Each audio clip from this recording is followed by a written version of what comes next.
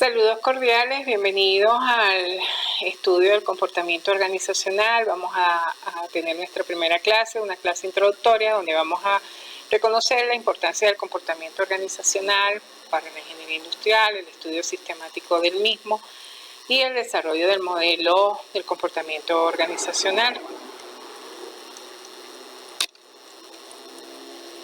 Dentro de la importancia del estudio del comportamiento, encontramos que en los últimos tiempos el estudio, del análisis del comportamiento de la gente dentro de las organizaciones se ha convertido en un punto determinante en el éxito gerencial. Es obvio que las habilidades, dentro de las habilidades técnicas, las habilidades cuantitativas son importantes, pero son las habilidades interpersonales las que marcan la diferencia entre gerentes exitosos y no exitosos. ¿El gerente quién es? El gerente es aquel que logra metas interactuando con otros. En estos casos, pues es con sus colaboradores. La finalidad del gerente es llevar la organización al cumplimiento eficiente y eficaz pues de las metas y los objetivos que tiene la organización planteada en su misión. La organización entonces es una unidad social coordinada de forma consciente, compuesta de dos o más personas que funcionan sobre una base de continuidad relativa para lograr una meta o un conjunto de metas comunes. Dentro de las funciones gerenciales encontramos, esto lo estamos repasando, el planear, organizar, dirigir y controlar.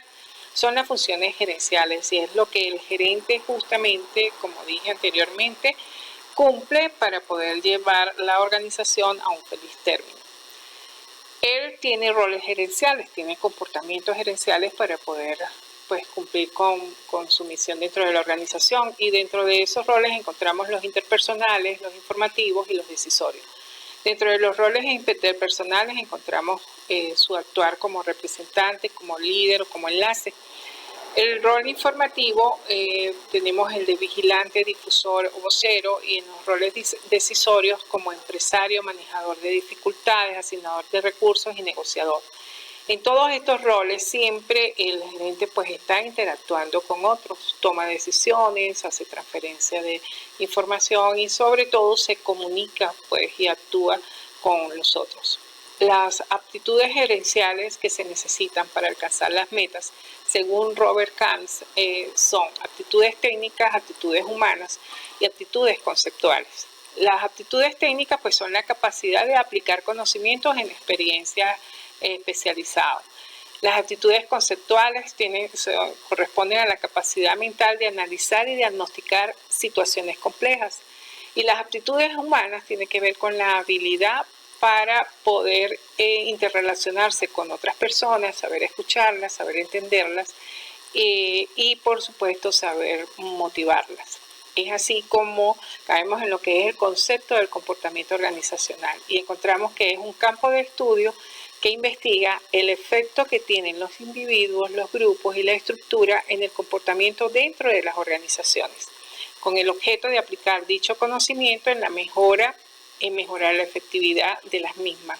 Se relaciona entonces directamente con el análisis de puestos de trabajo, procesos y situaciones que se dan dentro de la organización y que van a depender de los procesos que se ejecutan dentro de ella, como son el ausentismo, la rotación, productividad, desempeño humano y la administración. El comportamiento organizacional debe verse como un estudio sistemático.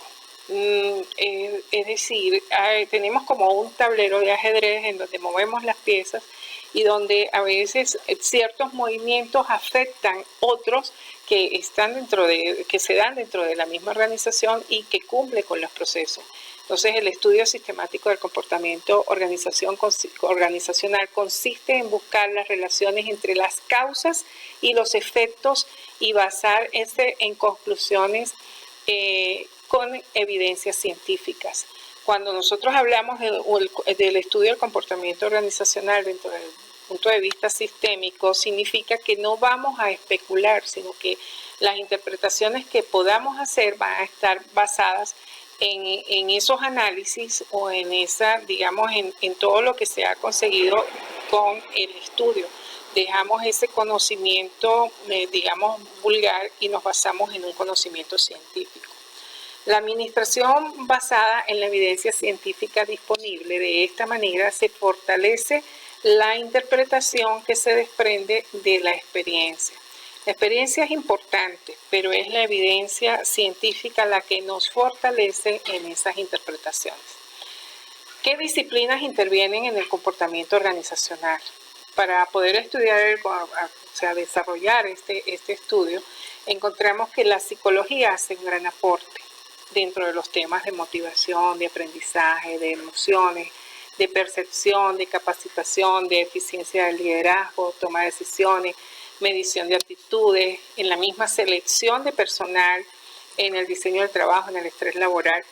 Encontramos también la psicología social cuando vemos cambio conductual, comunicación, procesos grupales, toma de decisiones grupales, la comunicación, ¿sí? Que lo estudia también la sociología, el comportamiento intergrupal, el conflicto, la teoría formal de la organización, la cultura y la antropología, donde encontramos valores, aptitudes, la cultura organizacional, el ambiente organizacional, el poder. Todo esto, ¿verdad?, tiene una influencia individual, una influencia grupal, un sistema de la organización, una influencia en el sistema de la organización, y todo ello da el aporte, pues, para el estudio del comportamiento organizacional. Visto esto, encontramos que existen, el modelo establece 3 niveles importantes en donde se estudia el comportamiento organizacional, que es un nivel en una microperspectiva, en donde están las personas dentro de la organización, por eso se habla del nivel individual. Existe otro nivel que es el nivel grupal, en donde existe una perspectiva intermedia. Sabemos que los individuos dentro de los grupos tienen un comportamiento diferente, y un sistema de macro perspectiva donde está la dinámica organizacional, ¿sí?, donde se mueve la estructura. Entonces encontramos allí el desarrollo del modelo del comportamiento organizacional y hablamos de un modelo, pero ¿qué es un modelo? Un modelo corresponde a una abstracción de la realidad, es una representación simplificada de algún fenómeno del mundo real, por eso hablamos del modelo como tal.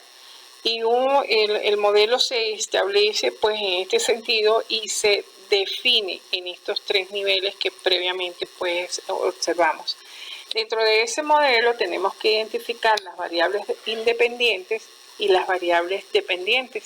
Las variables independientes son aquellas que causa del cambio de la variable dependiente, son las que, digamos, los procesos que se llevan a cabo dentro del problema, dentro del modelo, perdón.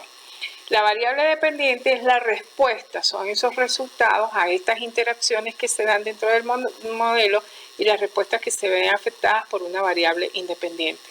Dentro de esos resultados encontramos la productividad, que es la medición del desempeño, que incluye eficacia y eficiencia.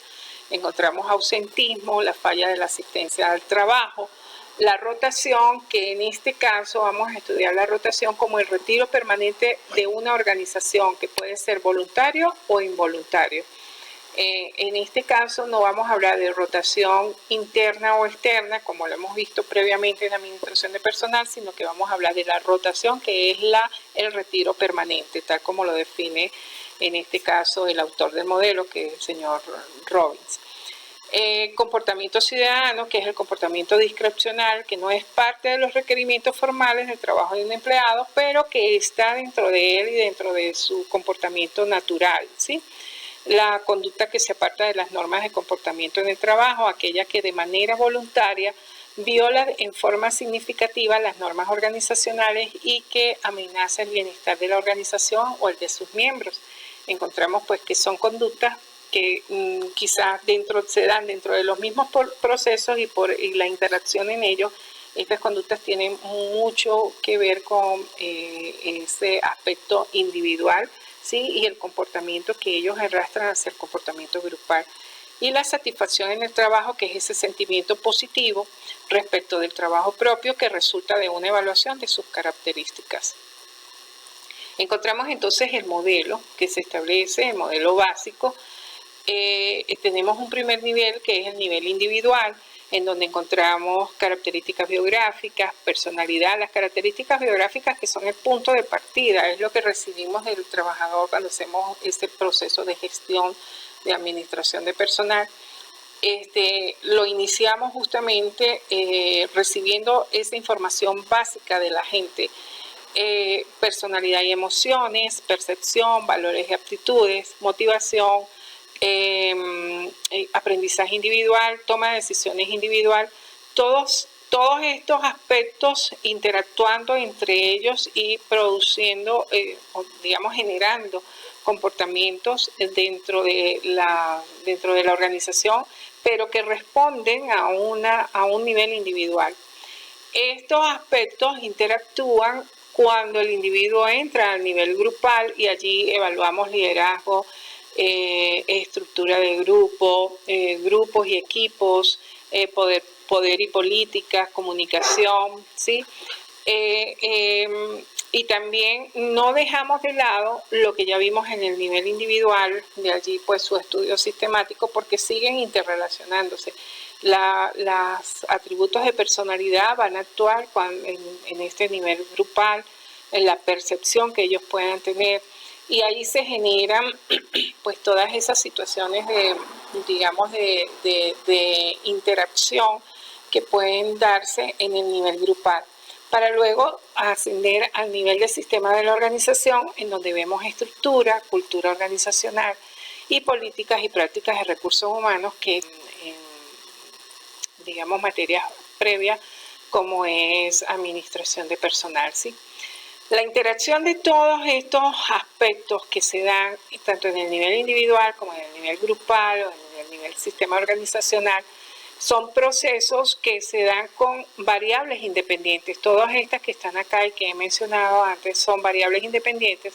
Está cambio y tensión que se encuentra afectando los tres niveles, ¿sí? Que sin embargo vamos a estudiar en el último nivel, pero se encuentra transversal a los tres niveles. Ellos dan una salida humana. Tenemos un insumo que es la entrada humana, y una salida humana donde vemos la productividad, el ausentismo, la rotación, la conducta que se aparta de las normas de comportamiento en el trabajo, la responsabilidad social y la satisfacción, que como mencionamos anteriormente, son los resultados a este modelo.